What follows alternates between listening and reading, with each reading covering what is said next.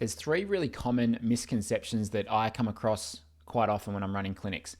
And we see this with a lot of swimmers who are typically around the 1:45 to 2:15 pace per 100. The first misconception we see is they get taught to swim downhill, thinking that means they should push their chest and their head down, so they're angling downwards in the water. But if you do that, then your head and your torso is too far under the water. So you've got all this water on your back, your shoulders, and on top of your head.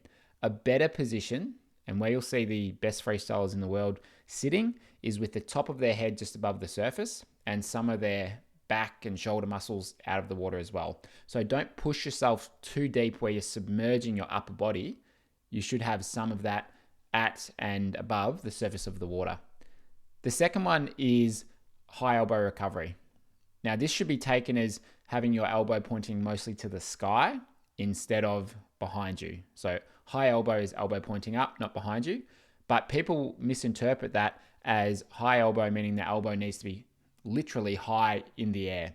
And that causes their hand to come very close to their body and for them to have quite an awkward and uncomfortable recovery where their hand is too close to the side of their body. So as long as you are feeling as though your elbow's leading most of the way through the recovery and it's pointing somewhere upwards in the air, then that is a high elbow recovery, not having the hand really close to the body and getting jammed up through your shoulder.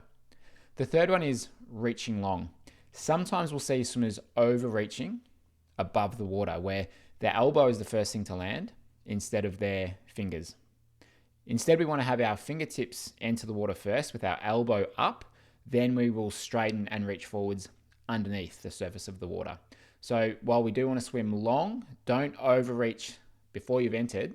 Make sure that your fingers enter first, then leave some room to reach and extend when your hand and when your arm is in the water. So you're reaching forwards at about armpit or shoulder depth. That's where you should be reaching out, not above the water. So you're landing with an arm that's fully extended.